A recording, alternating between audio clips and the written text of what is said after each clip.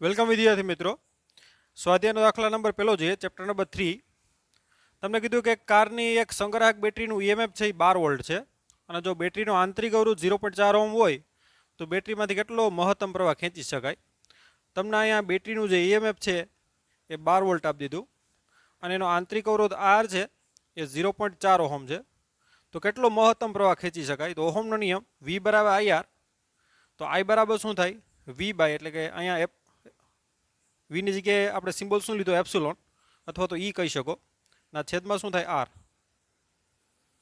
એટલે અહીંયા વોલ્ટેજ કેટલા આપી દીધા? 12 છેદમાં અવરોધ કેટલો છે? 0.4, એટલે કે 12 ગુણ્યા 10/4, એટલે 4 તેરીને 12, એટલે 10 તેરીને કેટલા આવશે? 30 એમ્પિયર. આમ બેટરીમાંથી મહત્તમ પ્રવાહ કેટલો ખેંચી શકાય? 30 એમ્પિયર. ઓકે. સ્વાધ્યાયનો દાખલા નંબર બીજો. તમને કીધું કે 10 વોલ્ટનું એક ઈએમએફ છે. ઈએમએફ ઈ કહી દો. કેટલા વોલ્ટ છે? 10 વોલ્ટ. અને એનો આંતરિક અવરોધ આર બરાબર 3 ઓહમ આપી દીધો બેટરીનો.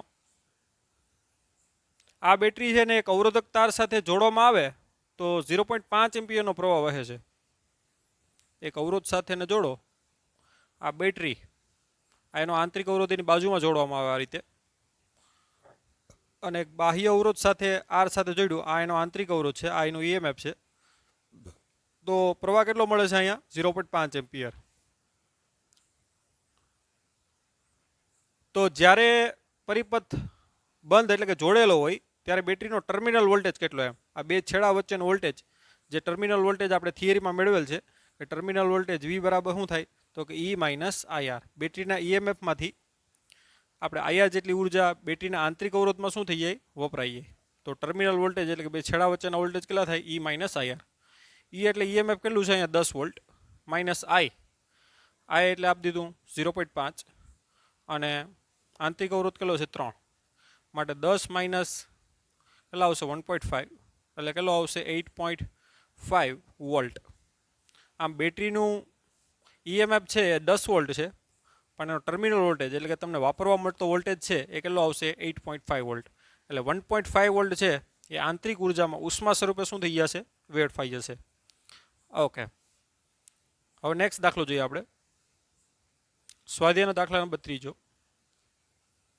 આ લખી લ્યો. ઓકે.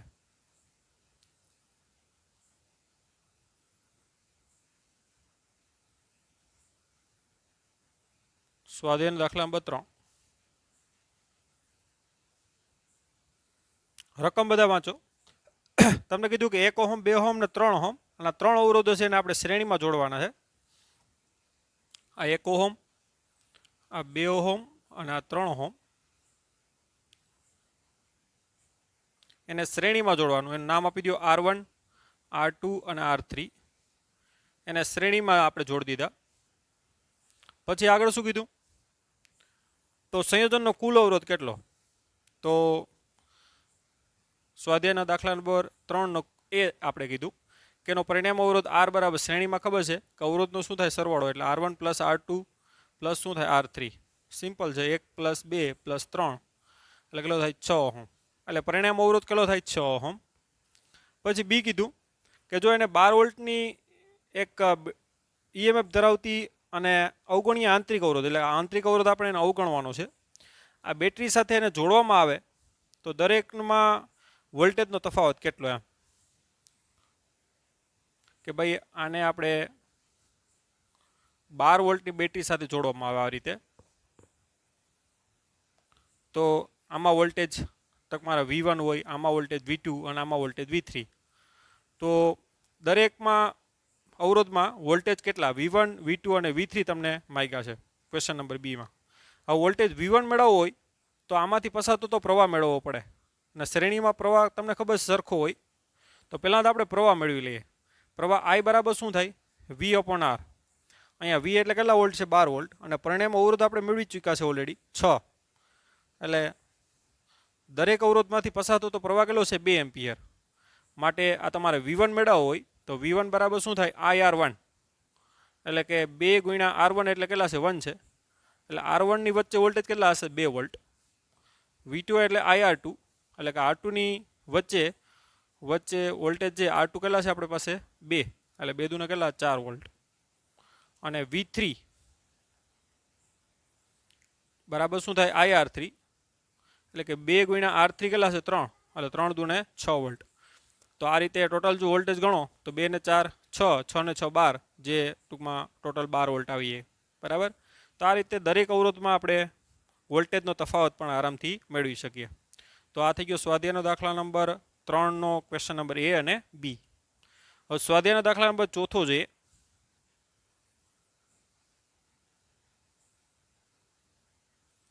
ઓકે, તમને કીધું કે 2 ઓહમ 4 ઓહમ અને 5 ઓહમ આ 3 અવરોધોને સમાંતરમાં જોડવાના છે. આપણે જોડી દઈએ. આ 2 ઓહમ 4 ઓહમ અને 5 ઓહમ, આને કહી દો R1 અને R2 અને R3, એને સમાંતરમાં જોડવાના છે. 2 4 ને 5, આ 2 આ 4 અને R3 કેટલો છે 5 ઓહમ. તો સંયોજનનો કુલ અવરોધ કેટલો?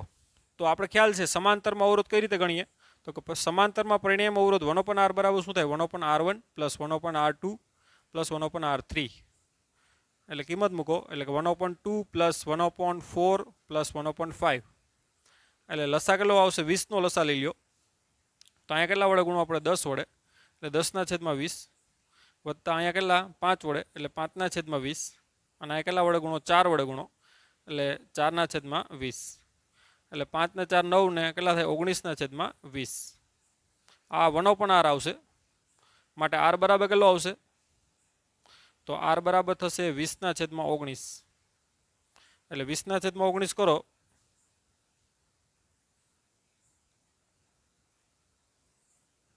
તો એ આવશે 1.05 ઓહમ, 1.05 ઓહમ. આ રીતે પરિણામ અવરોધ કેટલો આવશે 1.05 ઓહમ. તો આપણો ક્વેશ્ચન નંબર A થઈ ગયો. હવે સ્વાધ્યાયના દાખલા નંબર 4માં ક્વેશ્ચન નંબર B પૂછ્યો છે કે ભાઈ આને તમે 20 વોલ્ટની બેટરી સાથે આપણે જોડવાનું છે, અને એનું EMF ટૂંકમાં 20 વોલ્ટ છે, અને આંતરિક અવરોધ આપણે અવગણીએ છે. તો દરેક અવરોધમાંથી વહેતો પ્રવાહ અને બેટરીમાંથી ખેંચાતો કુલ પ્રવાહ બે મેળવવાનું છે. એટલે આને આપણે 20 વોલ્ટની બેટરી વડે જોડવાનું છે. આપણે જોડીએ એને આ રીતે. તો બેટરીમાંથી ખેંચાતો પ્રવાહ મેળવવાનો છે. R1 માંથી કેટલો પ્રવાહ પસાર થાય, R2 માંથી કેટલો થાય, અને R3 માંથી, એટલે I1 I2 અને I3 પણ મેળવવાના છે, અને I પણ મેળવવાનું છે. તો પહેલાં તો I મળી જશે, કે I બરાબર શું થાય V/R. એટલે અહીં વોલ્ટેજ કેટલા છે 20, અને પરિણામ અવરોધ કેટલો છે તો 1.05 અથવા તો 19/20 અથવા 1.05 લખીએ. માટે બેટરીમાંથી ખેંચાતો પ્રવાહ છે એ 20 ભેગા કેટલા કરીએ 1.05, તો એ આવશે 19 એમ્પિયર. એપ્રોક્સિમેટલી કેટલા આવશે 19 એમ્પિયર. તો બેટરીમાંથી ખેંચાતો પ્રવાહ 19 એમ્પિયર થશે. હવે આપણે I1 I2 અને I3 મેળવીએ. તો આપણે ખબર છે સમાંતરમાં વોલ્ટેજ સેમ હોય, દરેક અવરોધમાં વોલ્ટેજ કેવો હોય સેમ. તો આપણે I1 મેળવવો હોય તો I1 બરાબર શું થાય V/R1. V એટલે કેટલા વોલ્ટ આપ્યા 20, એટલે 20/, કેટલા આવશે R1 એટલે અહીંયા 2 ઓહમ છે, એટલે 20/2 એટલે કેટલા આવશે તો કે 10 એમ્પિયર. તો I1 કેટલા આવશે 10 એમ્પિયર. એ રીતે I2 મેળવીએ. I2 બરાબર શું થાય V/R2, એટલે કે 20/R2 કેટલા છે 4, એટલે કેટલા આવશે 5 એમ્પિયર. અને I3 V/R3, V એટલે 20 અને R3 કેટલા છે 5, એટલે એ આવશે 4 એમ્પિયર.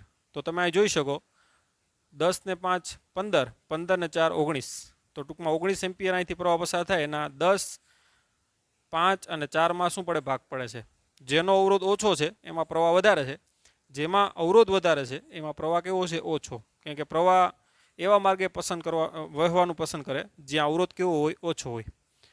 આપણે પણ એવી જ જગ્યાએ જવાનું પસંદ કરીએ રસ્તા આપણે કે જ્યાં જે રસ્તામાં અવરોધ કેવો હોય ઓછો હોય. તો પ્રવાહને પણ આ રીતે સેન્સ છે. પ્રવાહ પણ વિદ્યુત પ્રવાહ પણ છે, જ્યાં અવરોધ ઓછો હોય ત્યાંથી વધારે વહે છે. ઓકે, તો આ થઈ ગયો સ્વાધ્યાય દાખલા નંબર 4, એના ક્વેશ્ચન નંબર A અને B. હવે સ્વાધ્યાયનો આપણે પાંચમો જોઈએ.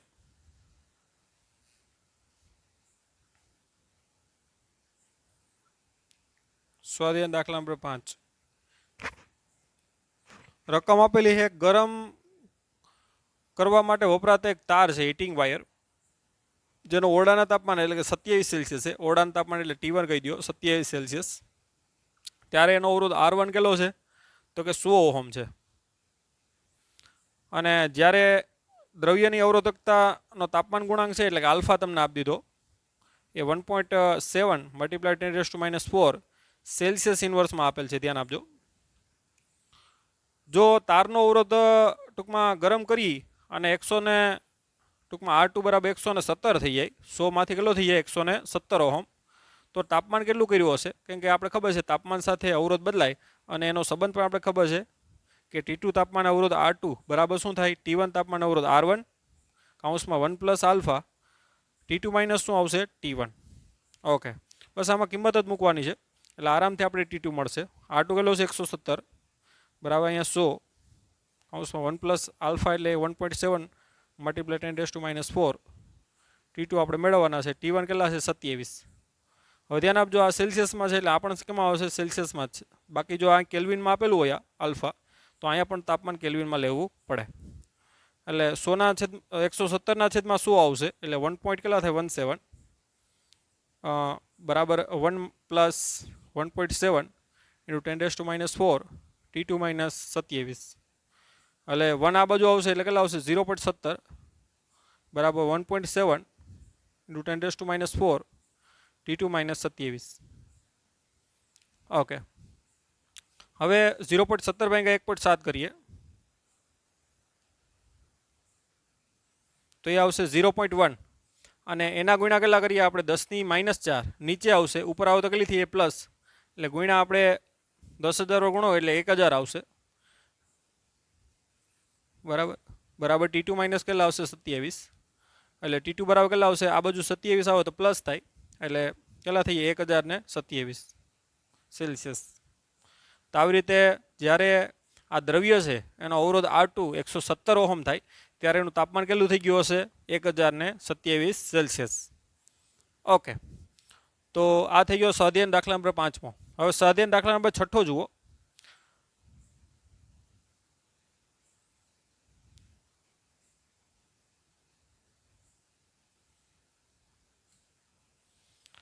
તમને કીધું કે 15 મીટર અને એક 6 × 10⁻⁷ મીટર સ્ક્વેર જેટલું નિયમિત આડછેદનું ક્ષેત્રફળ ધરાવતા અને અવગણી શકાય એટલો ઓછો પ્રવાહ પસાર કરવામાં આવે છે. એને એક સળિયો છે માની લો, એની લંબાઈ L બરાબર 15 મીટર છે અને આડછેદનું જે ક્ષેત્રફળ છે એ બરાબર આપી દીધું 6 ઇન્ટુ મલ્ટીપ્લાય 10⁻⁷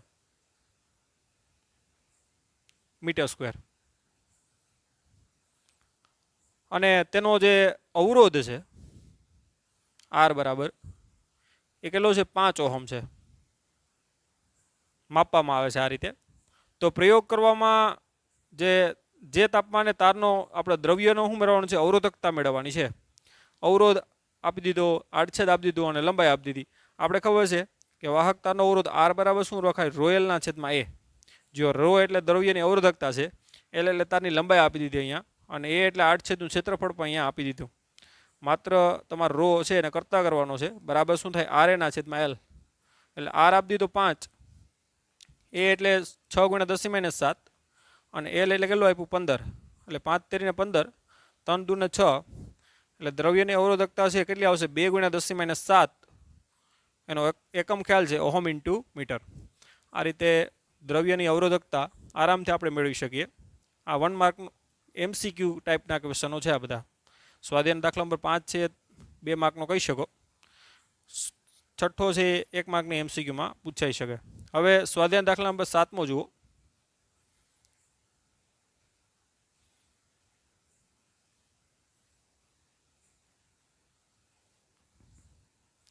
તમને કીધું એક ચાંદીના તારનો 27.5 સેલ્સિયસ તાપમાન અવરોધ 2.1 ઓહમ છે. T1 બરાબર શરૂઆતનું તાપમાન કહી દો 27.5 સેલ્સિયસ. ત્યારે એનો અવરોધ R1 કેટલો આપી દીધો અહીંયા? તો કે 2.1 ઓહમ. હવે 100 સેલ્સિયસ તાપમાને એનો અવરોધ 2.7 ઓહમ છે. T2 બરાબર 100 સેલ્સિયસ તાપમાને અવરોધ R2 કહી દો 2 પોઈન્ટ કેટલો છે 7 ઓહમ. તો ચાંદીના અવરોધકતાનો તાપમાન ગુણાંક મેળવો. તો આપણે ખ્યાલ છે અહીંયા અવરોધ R1 T1 ના R1 આપી દીધું, T2 ના R2. આપણે ખબર છે અવરોધ અને તાપમાન વચ્ચેનો સંબંધ R2 બરાબર શું થાય R1 કૌંસમાં 1 plus alpha T2 minus T1. અહીંયા આલ્ફા મેળવવાનો છે, બાકી બધી કિંમતો અહીંયા આપેલી છે એટલે કિંમતો બધી મૂકીએ આપણે. 2.7 બરાબર 2.1 કૌંસમાં 1 પ્લસ આલ્ફા T2 એટલે અહીંયા 100, T1 એટલે કેટલું આપ્યું 27.5 સેલ્સિયસ. ઓકે, એટલે 2.7 ભાગ્યા 2.1 કરીએ તો એ આવશે 1.28 બરાબર 1 પ્લસ આલ્ફા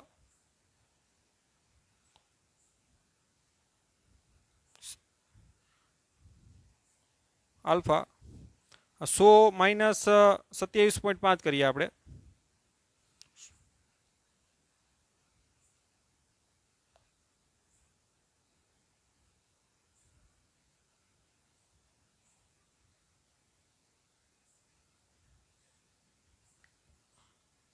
$72.5 આલ્ફા બરાબર એક આ બાજુ આવે કેટલા આવશે 0.128.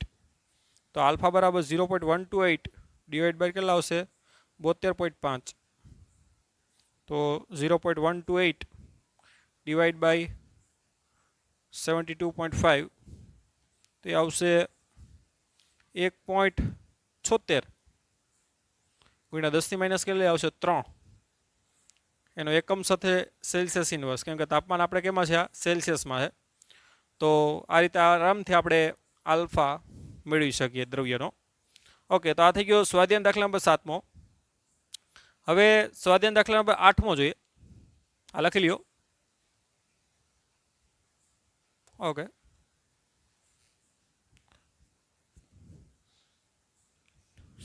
સ્વાધ્યાય 8માં તમને કીધું કે નિક્રોમના બનેલા એક ગરમ કરવાના તારને 230 વોલ્ટના ઉદ્ગમ સાથે જોડતા પ્રારંભમાં 3.2 એમ્પિયરનો પ્રવાહ ખેંચે છે.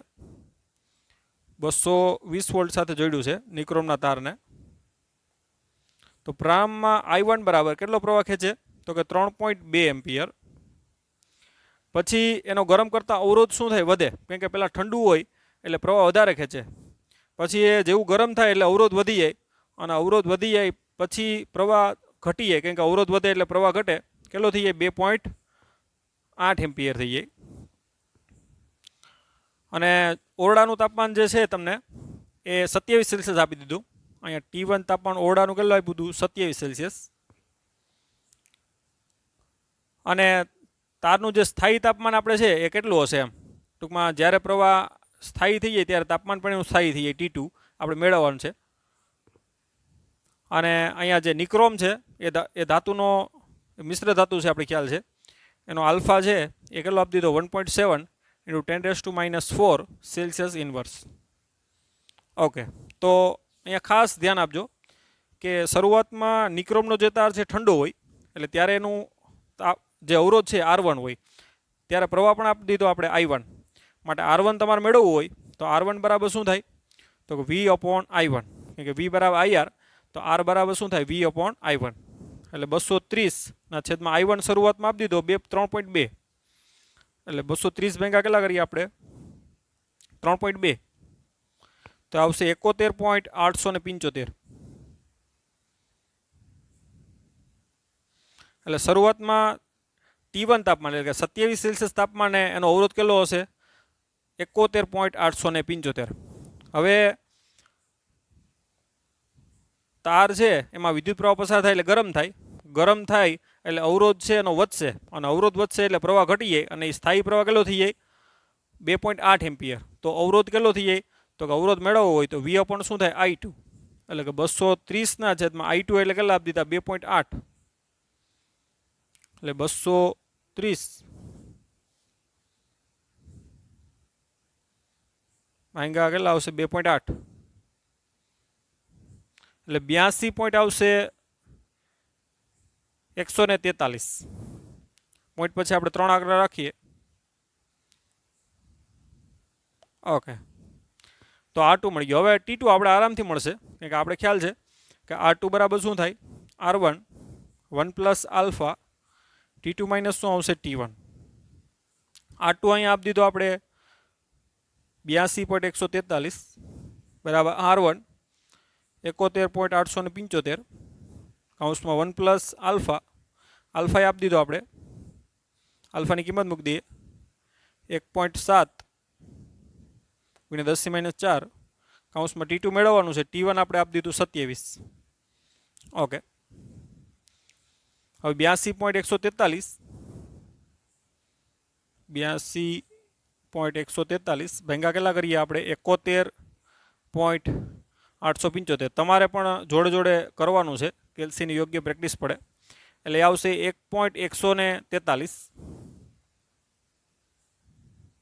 બરાબર 1 પ્લસ આલ્ફા કેટલો છે અહીંયા 1.7 ગુણ્યા 10⁻⁴ કૌંસમાં T2 માઇનસ 27 પેલા એક છે આ બાજુ આવે એટલે કેટલા થાય 0.143 બરાબર 1.7 × 10⁻⁴ T2 માઇનસ 27 હવે આ ગુણાકારમાં છે એટલે ભાગાકારમાં જશે નીચે એટલે T2 માઇનસ 27 બરાબર 0.143 ભાંગા 1.7 ગુણ્યા 10⁻⁴ એટલે 0.143 ભાંગા કેટલા કરીએ આપણે 1.7 ગુણ્યા જે આવે એના ગુણ્યા કેટલા કરી નાખીએ 10,000 કે 10⁻⁴ ઉપર આવે તો +4 એટલે આવશે 841.18 ઓકે તો T2 બરાબર કેટલા આવશે તો કે T2 27 -27 ઓલી બાજુ જાય તો +27 એટલે T2 બરાબર વત્તા આપણે 27 કરી નાખીએ તો આવશે 868.18 તો જવાબ આવશે આપણો 868.18 ઓહમ. તો આ રીતે જ્યારે પ્રવાહ સ્થાયી થઈ જાય ત્યારે અવરોધ પણ સ્થાયી થઈ જાય અને એ અવરોધ માટે આપણે તાપમાન T2 પણ આપણે મેળવી શકીએ. ઓકે તો આ થઈ ગયો સ્વાધ્યાયનો દાખલા નંબર 8મો. હવે સ્વાધ્યાયનો 9મો છે એ પછી કરીએ આપણે. સ્વાધ્યાયનો 13મો છે આપણે કરી નાખીએ પહેલાં કેમ કે એ આગળના ટોપિકને રિલેટેડ છે. તો આપણે પહેલાં સ્વાધ્યાયનો 9મો જોઈએ.